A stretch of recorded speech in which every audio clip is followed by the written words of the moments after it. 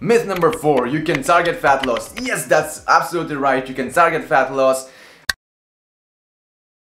What's going on, everybody? Welcome back to yet another video here on my channel. Today I decided to talk a little bit about the top 5 myths in the gym that either hold people back in terms of progress or are about to do so in the long run. Nobody wins from these myths, and this is why I'm here today to debunk the shit out of them and to show you what science and common sense have to say about them. Damn, I'm super glad that I'm going to make this video because it's gonna help a lot of people, and I really do hope that YouTube decides that it's fine to finally recommend one of my videos. Myth number 1. Something that I really did believe before. Stretching before a workout is essential to your workout. Not only is it not essential to your workout, but it's actually bad for you and the workout. More importantly, it's bad for you. Yes, I'm absolutely aware what we've been taught, but believe me, it seems like static stretching really has a super negative effect on our physique, on our health, and on our workouts, both in the short and the long run.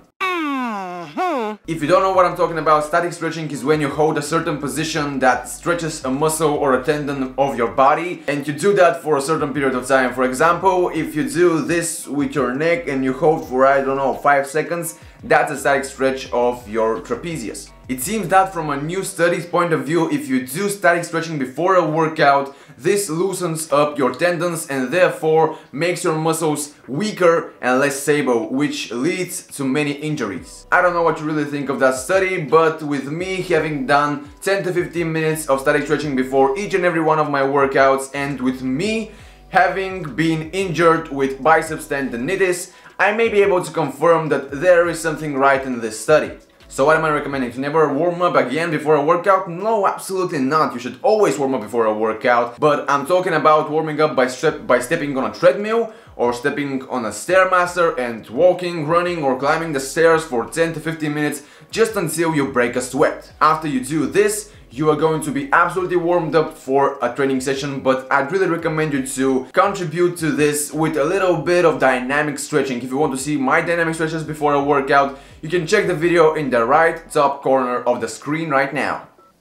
And also don't fully exclude static stretching from your routine because it may really benefit you. For example, you will really recover faster from a workout if you do some static stretching after a workout. Do this, but never static stretching before a workout, as it may have some really negative effects on you in both the short and the long run. Myth number 2. Girls should lift light with many repetitions, or else they will look like a man. A very common misconception, especially amongst women, is that if you lift heavy, you will have a bulky physique. Well, that's right, but it's also not right. I can't even imagine why girls think that they'll look like the freaking Zeus if they take the 8 kg dumbbells instead of the 3 kg dumbbells. If you lift heavier, this will lead to hypertrophy and therefore a size increase. However, the idea that a woman can build as much muscle as to look like she just got out of steroid land is absolutely ridiculous. A woman can't build anything close to what a man can, of course, in terms of physique. When it comes to the nature, of course, she can with the influence of chemistry. But we're not talking about this today. A feminine body doesn't have as much testosterone as a male's body. Of course, it doesn't. It has much less testosterone, and therefore lifting heavy will have absolutely polar effects on a man and a woman. So what do I mean? What will happen to a woman's body if she lifts heavy in the gym? Well, she'll look absolutely astonishing. Simple as that. So girls, chill with the 20 to 30 rep range and start lifting some heavy weights. Of course, something that is challenging to you. I'm not talking about the Ronnie Coleman because that's absolutely impossible for a woman. Until now, chemistry is improving. Wait, baby! Go!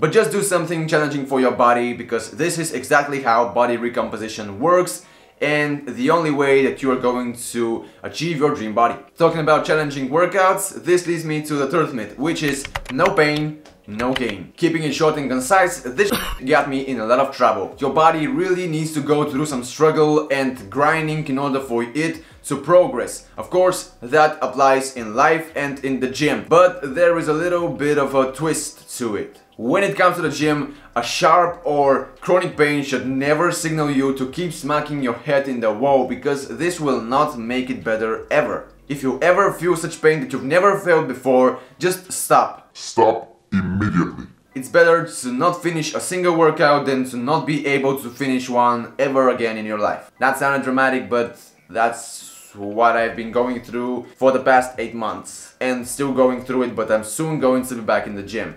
But it's all because of a single mistake that I kept going with the no pain, no gain shit. Stop buying this. Myth number 4, you can target fat loss. Yes, that's absolutely right, you can target fat loss, but only if you can lick your elbow with your tongue. Go on and do this. Oh, you can't? Well, of course you can't, only an idiot will try this, it's impossible. Well, it seems like it's impossible to target fat loss too. All these lying articles, books and advertisements about these Thai slimming workouts or reducing belly fat foods, it's all BS, guys. It's BS AF. With other words, bullshit as f. Am I saying you can't lose fat? Of course not. That would be absolutely ridiculous. You can always lose fat, but this can only happen through a calorie deficit. You will reduce your body fat levels as a whole, but you can never target a certain area of your body. If you don't know what I'm talking about with a calorie deficit, just eat less calories than you're burning and then you'll be losing fat. And eventually you'll get to the part of your body from which you want to lose fat. Myth number 5, which I really believed before, and it didn't hurt me actually, but I absolutely looked super stupid by following it. So what am I talking about? I'm talking about half an hour windows after a workout to feed your muscles. That's just not true. You can just eat 2 to 3 hours after your workout, and as long as you're getting your calories and macronutrients in, you will be absolutely fine. Though a protein shake right after your workout is always going to be beneficial for you. And by the way, if you are bulking, you can add some oats, some rice cakes or some cereal for a super delicious meal. But not only that, it's amazing because these are simple carbs, of course not except for the oats. I don't know why I mentioned them, by the way. Alright, let's remove the oats. If you eat some cereal or rice cakes with your protein after a workout, that's awesome because these are simple carbs, also referred to as fast carbs, which means that they really spike up your insulin levels. And therefore, let's say that they'll take the protein and quickly deliver it to your hungry muscles. Let's just imagine it like that. If you eat simple carbs and pure protein after a workout, this is the best choice. But it doesn't matter when you eat these, alright? It just doesn't make any sense. And by the way, if you think that I'm making up things, have you ever seen a bodybuilder eat chicken and white rice right after a workout? Of course you have, because these are simple carbs and pure protein. Exactly what you need after a workout. So that may be a bonus to the video. But this surely is not the only bonus to the video, because I also have a bonus myth that I don't think is a myth, because I have never met a person who believes in it. And this is something that I saw on the internet recently. People believe that if you run on a treadmill, it's as challenging as to run outside in the real world. No, of course it's not. If you run outside, there are factors like wind, uneven terrain and all of these kinds of stuff, and due to that you burn 10% more calories if you run in the real world opposed to what you will burn if you run only on a treadmill. I think it's an interesting fact, and if you ever decide to do a cardio day and you don't live in the Arctic, then just go out and run in the wild. Alright guys, I really hope you enjoyed that video. I surely did enjoy making it, and of course if you did enjoy it, smack the like button, subscribe to my channel, turn on the little bell, you know, all the good stuff. And of course guys, as always, stay healthy, stay positive, don't believe any stupid myths, learn, enjoy, grow, and I'll see you in the next one.